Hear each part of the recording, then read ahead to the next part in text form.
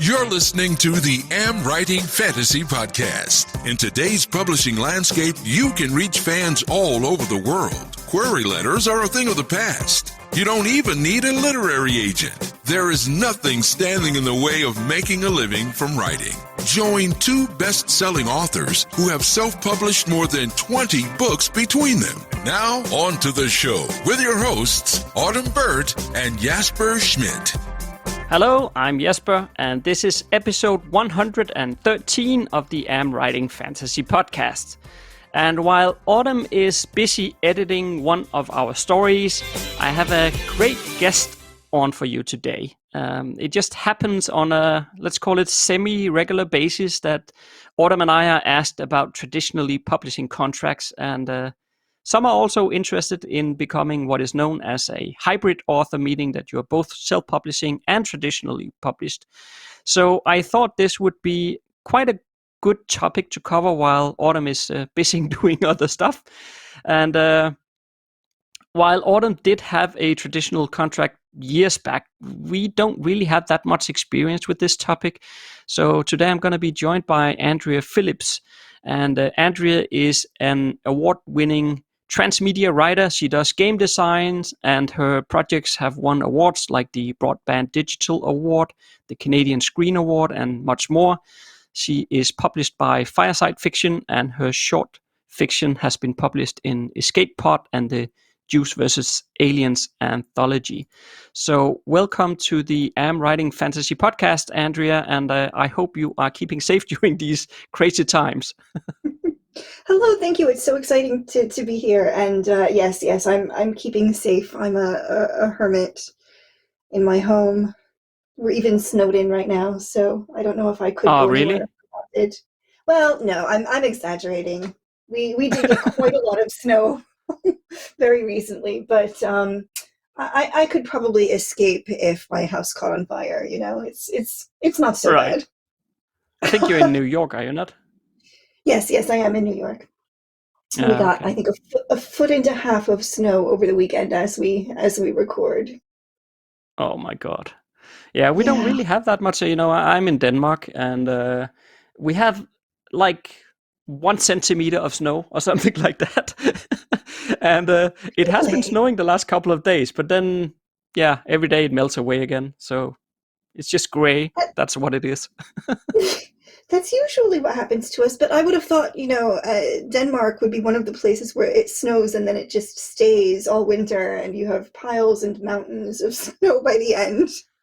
Yeah, well, here between the Scandinavian countries, Denmark, Norway, Sweden, and Finland, the other three countries actually do usually get quite a lot of snow because they're also much further north. Norway and Sweden and Finland are huge countries compared to Denmark. It's just like this little dot. And we're just slightly more south than the others, so we can sometimes get snow, and it does get cold during these winters, but most years actually it's not that much. So yeah, but talking about the weather, we can always do that. I know. Sorry. No, that's okay. It is. I'm the one starting it. So, but yeah, I did a short introduction of you there, Andrea, and it sounds like you do quite a lot of things. But maybe you could share a bit more about yourself. Sure. I always try to find a way to explain how all of the things I do are kind of related. And the transmedia work that I do is immersive storytelling, and I do a lot of it for brands out of marketing budgets. So I might help to make an app or an alternate reality game for a TV show, a movie, a video game. And that's fiction writing usually. It's in someone else's story world, but it's exactly the same set of tools that I use if I'm writing a novel for myself in terms of thinking about sort of characters and motivations and so on and so forth. And then I've written a nonfiction book about this sort of transmedia immersive storytelling, as well as having, I have a novel that Fireside published. I have a couple that I've self-published. and some shorts, and then I have a going freelance career. So I kind of do a little bit of all kinds of things, and somehow together it all seems to make up a career.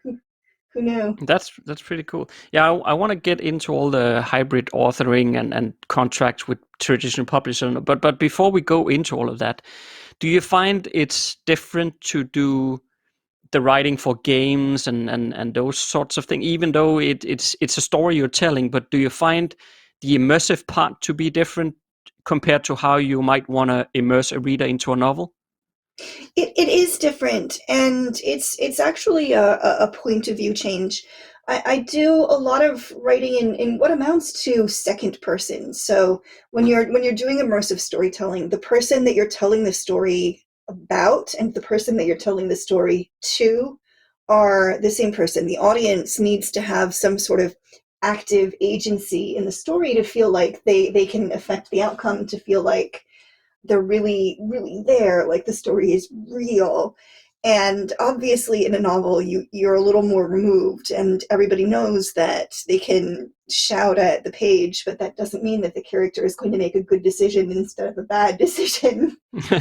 So it's just a sort of a different framing, and you can use different things in the one way or the other. Yeah.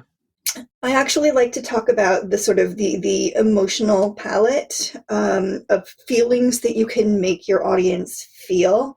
And with sort of traditional flat narrative where the audience is removed from the story, you can make people laugh, you can make people cry, they can feel grief over a character that's died, they can feel joyous at a hero's great victory. But when you're doing immersive storytelling, you can do other different things. You can make an audience feel guilty over something that they did, which isn't something that you can really do in flat fiction. You can make them feel proud of their own achievements of what they've done, which is again kind of hard to do in flat fiction. So it's not better or worse, and it's not as different as this may make it sound, but it is definitely different. Yeah, but you also have the visual medium to play with there, and also, of course, the agency of the person, for example, playing the game, and so on, Mhm. right? So in that regard, I guess the medium is also quite different compared to a novel where you just have to imagine everything in your own mind and you don't have any agency on what's going to happen. That's even true going from novel writing to film. Um, so for a lot of my kinds of work, sometimes we'll do video content. A lot of it is vlogs or security camera footage kinds of things to make it seem sort of realistic. And I hadn't realized before I did this how much more detailed and how much clearer in your vision you have to be about every little thing. So, Mm. when you're writing on the page, you can say, messy dorm room. There was a bicycle, strewn on its side, whatever, and the one detail, and then the rest of it, the audience fills in the gaps themselves. But in film, in script writing, the producers came to me and said, okay, we need to know more. What kind of lighting is it? What color are the walls? What time of day is it? What is their hair like that day? Is it messy? Is it like, do they look like they've gotten enough sleep? Are there posters on the walls? Is it clean? Is it dirty? All of these things have to be decided on purpose. So I actually have a lot more respect for cinema than I did before, because it really drives home how everything you see in a movie was something decided by somebody to be there. Yeah. Nothing is by chance. And then even doubly so in a video game where literally nothing exists. Every cloud, every rock is something that was put there on purpose. Yes. Yeah, it's a very different style of writing as well, and I think well, sometimes I hear people say that I'm gonna write a screenplay off of my novel, and always I'm thinking like to myself like, good luck, because I wouldn't Yes. dare do that unless I got a bit of training and insight on how to do it, because I think it's a much more complicated method than you think. Yeah, and the problem is that novels are very, very internal. The thing that they're good at is letting you know about the emotional terrain, the thoughts and feelings of your characters as they go Mm. through. And in film, you really can't rely on that coming through. So unless you have a very, very good actor, and you can't rely on the actor seeing things the same way as the writer did. It's funny. It's funny. Yeah, I can see that.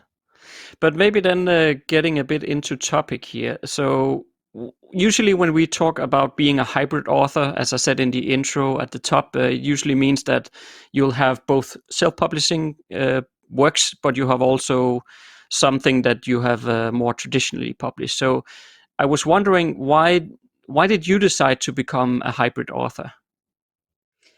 Um, so the first self-publishing thing that I did was actually a little story that I put on Kickstarter because I wanted an iPhone. And this is Right. obviously going really far back. I think it was the iPhone 2. Um, and I thought, you know what? I have this story. I could try and sell it to a market, and that would take a million years, and it probably wouldn't sell anyway because short fiction is really difficult to sell. So I said, well, if if I get, enough money to buy an iPhone, then I will release it on my website, free for everyone to read. I think I even put it Creative Commons, and people will get to read the story, and I'll get my phone, and everyone will be happy. And it worked. And in fact, I got enough money to buy my husband an iPhone also.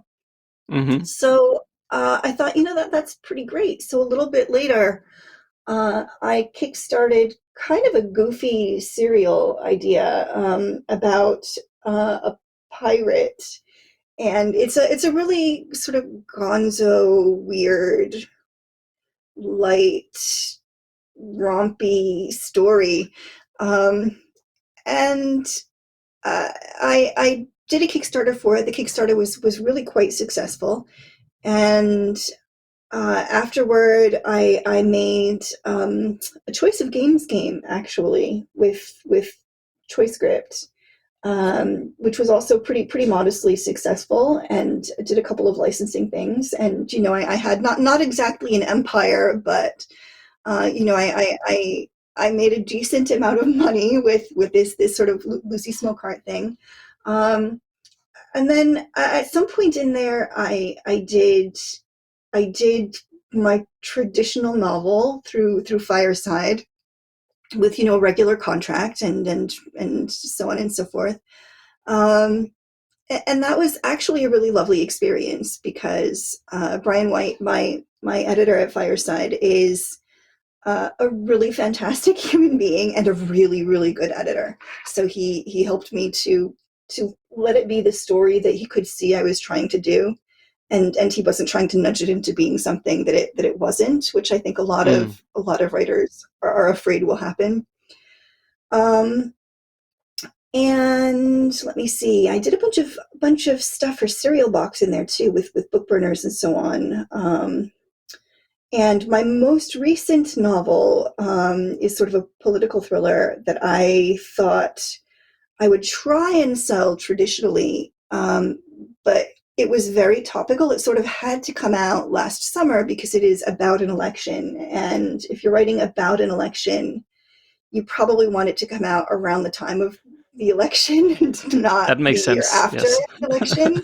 Yeah. So I actually did give it to my agent, and we had it on submission for a bit, but then we pulled it because it was too slow a process, basically. And we hit the point where nobody had bought it just yet. And even though it was still under consideration in a bunch of places, given publishing timelines, which are so slow, it Mm. wouldn't have been able to come out in time. It just wasn't feasible. And I thought, well, I'd rather have the book come out in the reasonable time frame than not. And this time I just did it directly on KDP instead of doing a Kickstarter first. And I actually do regret it because it didn't do as well as my other earlier Kickstarter things. Okay. And this is actually a failure of promotion on my part, basically. I just didn't push it the same way because it's the year 2020. Everyone was fatigued, and it felt weird to be shilling a book, even if it's, the book of your heart in that moment. So the stars didn't line up. It has nothing to do with the method through which I published it, and it has nothing to do with the book. It just wasn't a good environment for me to be pushing anything, I guess. No, I Which is see. That funny makes because I actually think it's one of the best books I've written. This is the first thing I've written where people came to me and said, Andrea, this is really good. And they sounded surprised, like they didn't know I had it in me, which makes me wonder if they'd been kind of exaggerating about how much they'd liked prior things I'd written. right. No, yeah, but now that you sort of have a feet in both camps here, so that also gives you a bit of perspective. So I'm wondering from the way you see it, how do you see the main differences, but also, I guess, advantages of being a hybrid author? Mhm.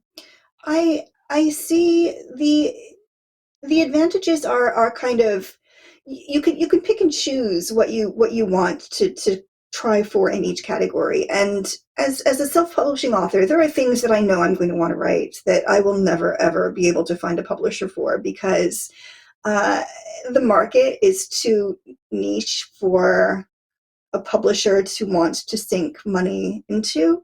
But the amount of money that I need to sink into something to get it out the door self-publishing is so much lower that I don't need to make Mm, the same amount to make it worthwhile, mm, So for an episode of Lucy Smokeheart, if I were to sell, I'm going to make up numbers here. I actually can't even remember real numbers. If I'm selling, 1,000 episodes to make $1,000, and it's let's say 5,000 words long. Again, I'm just making stuff up here. This has yeah, nothing yeah, to sure. do with how the real things went. Then and I spend maybe $200 on a quick copy edit and just use the art that I already have. I'm making $800 out of 5,000 words, and that's really great. Where a publisher isn't really going to be able to offer me that kind of money for what is essentially a work of short fiction, right? Um, and I can do it on my timeline, and I can um, just kind of suit myself in every possible way. One of the problems that I've had, it's not really a problem, but one of the constraints I've had in my career is since I do so much work for other people's intellectual property, I'm used to working in a sandbox and having to take into account, what lawyers say and what clients Hmm. say and what the client's bosses say. And there's a lot of liberty in just being able to decide something on your own and do it. Like, it's very satisfying to just be able to do something on your own in a really gonzo way. That said, I feel like self-publishing is a tremendously larger amount of work than writing something, submitting it, editing it, and letting someone else worry about cover art, letting someone else worry about getting the copy edit together, getting a line edit together, letting someone else worry about promotion and timing and availability and schedules. Um, Mm. and sometimes Yeah. I just don't have that in me. No, I understand that. I mean, with self-publishing, you are gonna get a lot of freedom, but you're also Mhm. gonna get a lot of tasks. Yeah, So yeah. And to that's some extent, you get out of it what you put into it. Um, yeah, but you have to put in a lot before you start to see much of anything. yeah. But is it so? when you are just sort of deciding your next book, for example, am I going to self-publish it or am I going to give it to my agent to sell it? Is it about the length of it versus, for example, also, is it too niche or not? Or how do you determine which one to self-publish and which ones to ask your agent to take care of? Um, it's it's sort of I feel like in general, if I'm writing something novel length, I'm probably going to try and publish it through the traditional route first. Um, if I'm writing something that feels more like a serial to me, or if it's shorter, I'll probably go another path. That said, I don't know if you consider short story publishing to be traditional publishing, but my go-to for a long time has been, if I want to publish a short story, I'll send it to Escape Pod or Fireside, Right. Okay. Yeah. instead of doing my sort of Kickstarter things. And that's a traditional route, just not books. It's the other stuff. But I usually have a pretty good idea of where I want to send it while I'm writing it. And then at the end, I have material that my agent hasn't been able to sell.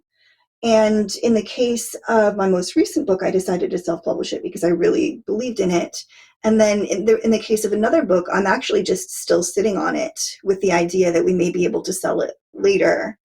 And I don't think it would be a good fit for self-publishing for me, just because of the nature of the book. It's hard to explain. It's not even, it's an emotional thing. It's an emotional logic thing, and not an objective business decision, if you know what I mean.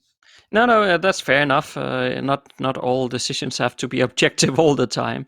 I do know quite some of our listeners are interested in pursuing a traditional publishing contract. So, if you were to give some listeners some advice here, what would you say in terms of how do you get started, and what is sort of the best approach if you want to find an agent and get a more traditional publishing contract and so on? How do you go about it?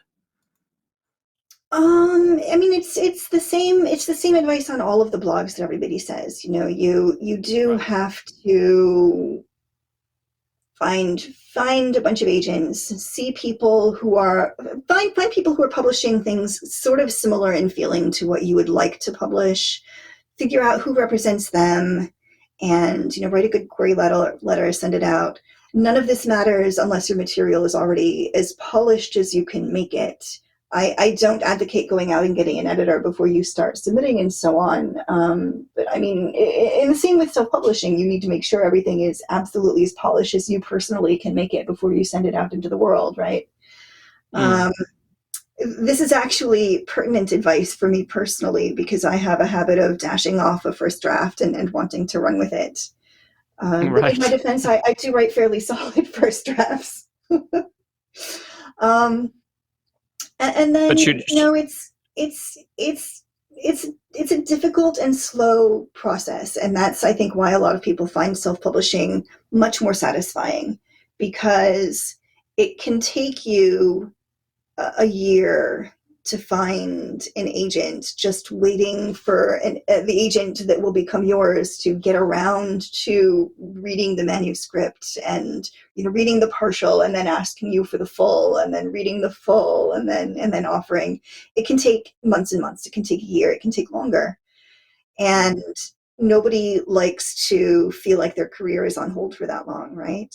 And then submitting can take even that long or longer. I know, especially in YA, it was really, really backed up for a while, and people were getting offers a year and a half after their agents had submitted the manuscripts. And I mean, I know, right? And in that time we can publish 4 novels? right at a certain point, you just can't wait forever. So yeah, it's the information on what to do, on how to do all of the right things is absolutely out there, and none of it is difficult, which is to say it's not hard to figure out what the right thing is to do, but it is Mm-hmm. hard to figure out whether or not you can make your book any better than it is. It is hard to wait that long. It is, hard to maintain professionalism in all of your correspondence and essentially become your own marketing person and writing a query letter, when the skills that go into writing a novel and the skills that go into writing a good blurb for that novel are really not the same thing at all. No, Uh, that's true. yeah, and But that's you're also the really same great thing at that one doesn't mean you're great at the other. Anyway, go ahead. No, indeed. No, that's exactly what I was about to say as well. That because even if you say that, okay, I'm going to self-publish it, you're going to be confronted with a lot of marketing skills, or the need for marketing skills that you don't Mhm. need when you're writing the novel. So, in some extent, I guess to some extent, I guess you could say that it doesn't matter if you go one route or the other. You will be confronted with the fact that you have to put some marketing skills in place and exercise those skills in order to get somewhere. But I was also wondering, because we see at least some of the big, it used to be the big six, and now it's a big five, and I guess it's going to be the big four soon as well. Yeah. So those are merging together, but at the same time, we also see smaller publishers popping up in the market space. So I'm wondering, do you see that is it easier, is it more difficult, or is it the same difficulty level to find an agent and find a traditional publishing contract nowadays versus what it was maybe 4 or 5 years ago? I feel like it's about the same level of difficulty. Even with the publishing mergers, for the most part, the number of imprints is still about what it was. Um, you don't see one of these mergers basically shutting down one of the arms completely. But and I feel like the level of competition is about what it was 4 or 5 years ago. The marketplace has changed some, but only in the way that publishing has sort of cyclical fads. You know, this is hot and then that's hot, so it goes.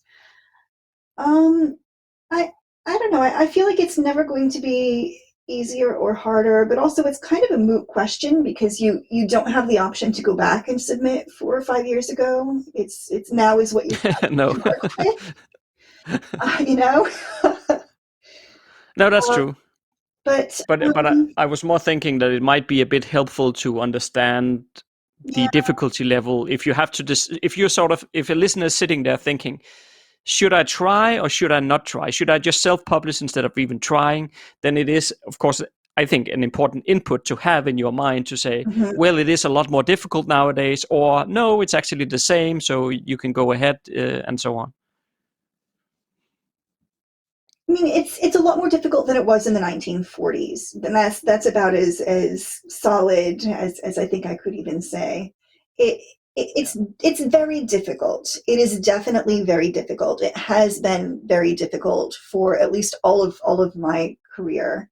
It will probably Mm. remain very difficult. But that said, promoting and marketing and succeeding in self-publishing is also very difficult, and anyone who's done it Yeah, it is. deserves Yeah. tremendous accolades because it's a ton of work, and it's a ton of work that's not easy to do well. So That's absolutely it's true. the problem is if you want to be a writer and you want to be published through any means, it's not the sort of career where you were going to be able to kind of slack off and take it easy and have your career take care of itself. That is never No. going to happen. No, I think we've said multiple times on former episodes of this podcast as well that if you get into writing thinking that you're gonna earn money, then just quit now, because there's way easier ways of earning money than writing. It's So just, many easier ways. yeah. But one thing I was wondering as well, though, was that I can just imagine if I put myself into the mind of somebody who has tried to pitch agents or publishers for ages, Hmm. and let's say like 2 years later, some agent comes back to you and say, hey, I'm actually prepared to take this on. I can imagine a lot of people just jumping at the opportunity, thinking like, wow, that's wonderful. Finally, I succeeded. But how do you actually know? Because one of the things that we do a lot when we self-publish, Autumn and I, for example, when we select an editor, we are on the opposite side of the table in the sense that we are the one hiring the editor. But in this case, it's the other opposite way around. But just because somebody says that they want to hire you, it doesn't necessarily mean that this is a good agent, that you're going to work well together with the person, and so on. But I'm just a bit concerned that because of the long time scales and waiting time involved, that some people might just jump at the opportunity, even if their gut feeling is sort of saying to them that there's something off here. But how do you go about, or do you have any advice on how can you possibly vet a bit about if an agent comes to you and say, hey, let's make an attempt here to get you a publishing contract? How can you figure out if this is a good person or not? Yeah, agenting relationships are really difficult. They're a lot like a business partnership, which is in turn a lot like a marriage. And the power dynamic is also very strange because the agent works for the writer. But the way that getting an agent happens, it's common for the writer to feel like they work for the agent. And it's resulted in a lot of kind of bad relationships, frankly, bad marriages, where the agent isn't working very hard on behalf of the writer, and the writer feels like, well, this is just their lot in life because this is the agent that chose them. You always do have the ability to walk away. And if you feel like the agent isn't actually very enthusiastic about your work, if you get the vibe that they're only interested in this one book and they're not interested in your career overall, if you get the feeling that they think that they can make a quick buck out of your book, if you get the feeling that they're chasing the market and not all in on you personally, then those are red flags, I would say. But on top of that, there are people who love an agent who gives them a really, really detailed set of feedback on a manuscript before they even submit it. And there are writers who absolutely hate that and just want the agent to sell what they wrote already.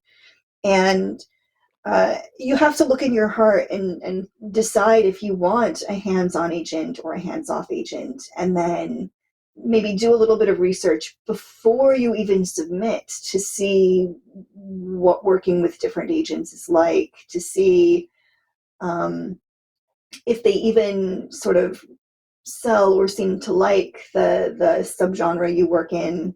One of my problems is I have trouble deciding what genre I even work in. So finding an agent that actually, I guess, deals with my kind of work is a little weird.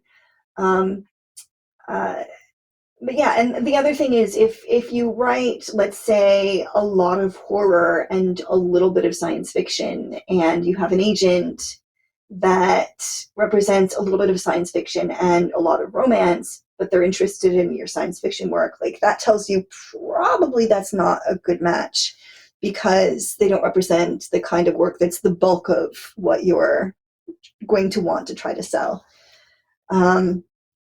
It's complicated and messy, and unfortunately there's no one true right way to do any of it, which before we started recording, I think I said something to you about how we're all just sort of making it up as we go along, and it sounds like a joke, but it's literally true. We're all making up our stories as we go along, but we're also all making up how our careers work as we go. There are no rules. There aren't even many good rules of thumb.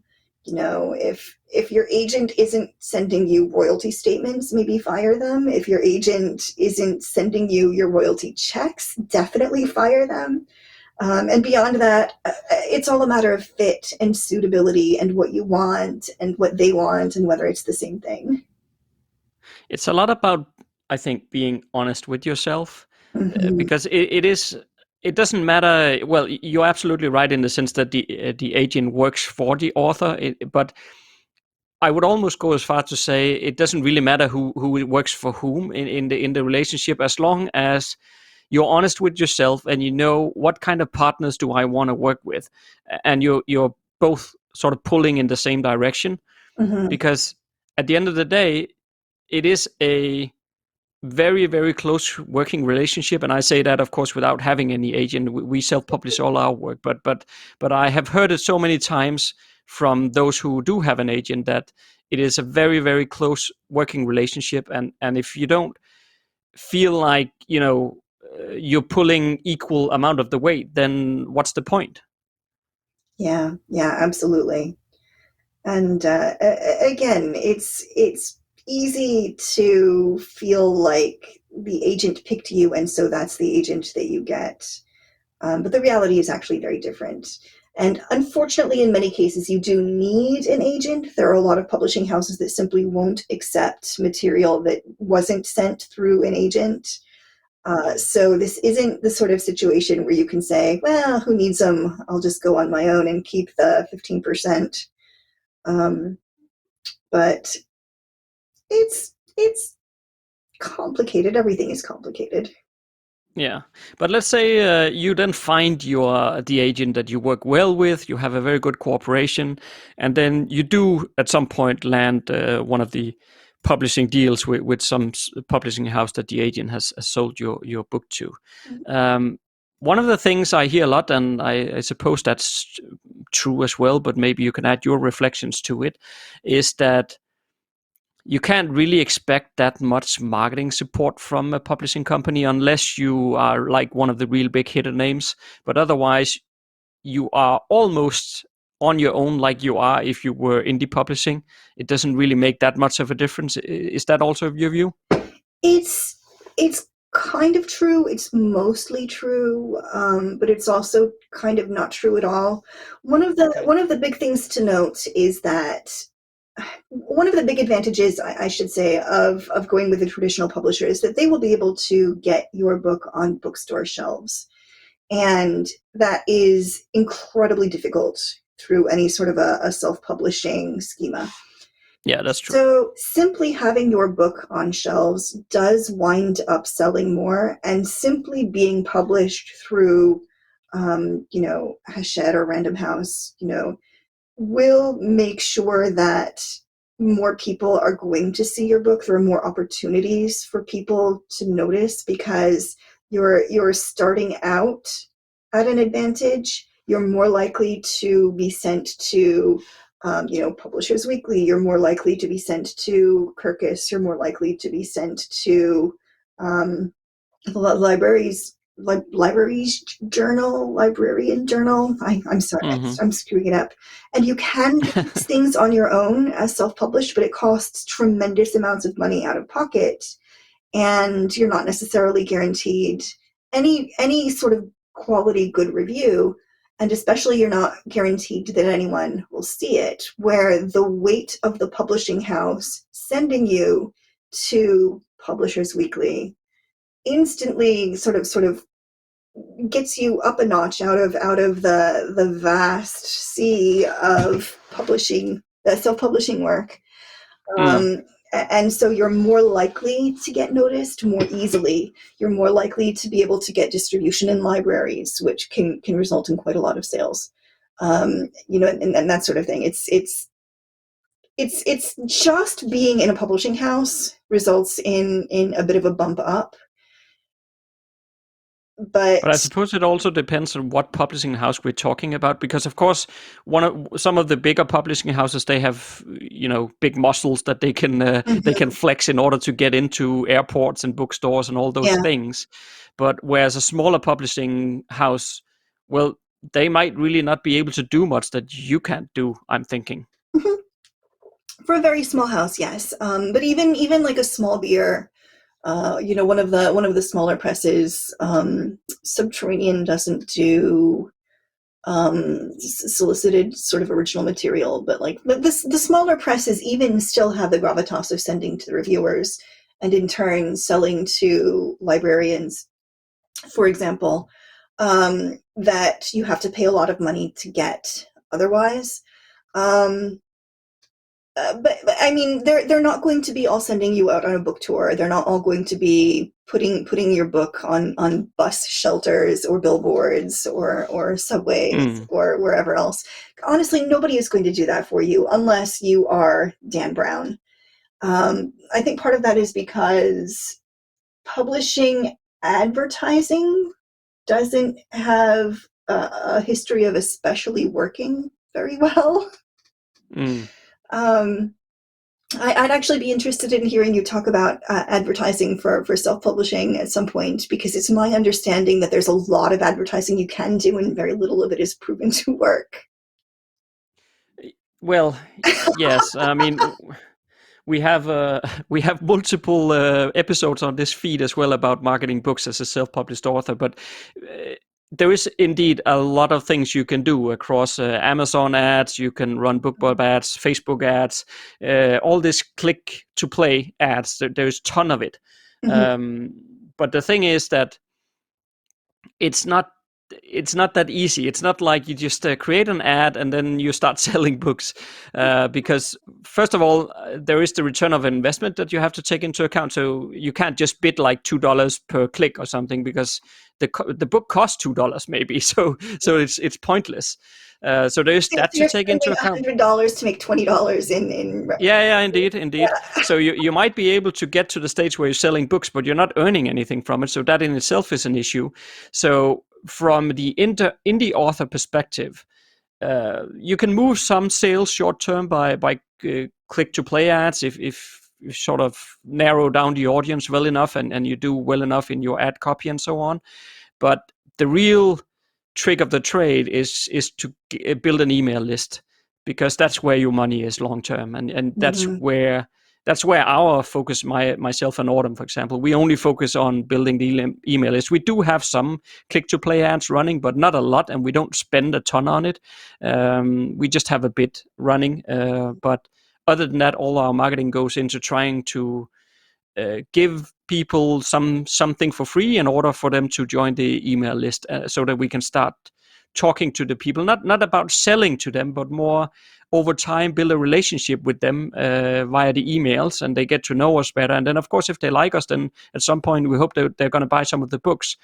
But again, if you just get people onto the email list with the only purpose that I'm going to send you a ton of emails promoting some stuff, that's not going to help. Yeah, you have to go into it because you want to have an online relationship, let's call it that, with the readers.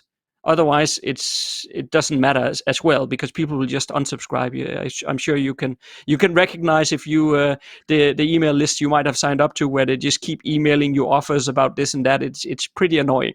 The worst one I ever had was for a children's clothing brand who I signed up for my daughter, and they wound up sending me a marketing email literally every hour. Oh my God. Yeah. No, but it is this very fine balance to walk, because on one hand, you have also to get your email list into the mindset that once in a while I am going to try to make you an offer to buy something. That is going to happen. But you have to walk this final balance between, I'm not here to push sales in your face all the time, and I'm here to actually, because I want us to have like a two-way communication going over the emails. But at the same time, once in a while, I do hope that you're going to buy something, because if you're not, then I can't even keep doing this anyway, right? So there is that element into it, and I know self-published authors who either try to sell all the time, which is not good, but there are also those who fear selling anything, so they just keep being buddies with the people on the email list forever without ever selling them any of the books. And that doesn't help either, because at the end of the day, you're paying for the people who are on your email list, so you have to sell something as well. So it is a very fine balance to walk. And yeah, I think as you said as well around the traditionally publishing stuff, it none of this is easy, right? It doesn't matter which route you take here. It is not easy. Yeah. But I don't know if is there anything I sort of forgot or didn't think about asking you when it comes to traditional publishing contracts or being hybrid authors that you feel like this is an important point that should have been mentioned? I just want to reiterate, there's kind of no right or wrong way to do anything. It's what works for you and doesn't work for you, and what works for your audience and doesn't work for your audience. So your circumstances may be different. Your goals may be completely different. It's entirely possible that you're not in it for money, but for reach, and you want to find a way to reach as many people as possible. It's hard to say. It's all a matter of what you want to get out of it, and you have to have that in mind before you start deciding how to do it. Just like everything else in life. No, that makes a lot of sense. And I also want to thank you, Andrea, for coming on to the AmWriting Fantasy podcast here today and give us some insights on an area where at least Autumn and I are not the most proficient people. So that was nice to get some insight inputs on that, because I know some listeners are interested in this area. So thank you for doing this. Oh, it's been a really good time. Thank you. Excellent. Is there any place where people can go on the internet, or you want to point people on the internet if they want to learn a bit more about you? I would say you can go to my website, which is Deus Ex Machinatio, which is a pun in Latin, but you can actually also go there by AndreaPhillips.com. It goes to the same place, because right. I realized I had made a terrible mistake at some point. And I am sometimes on Twitter at AndRHIA.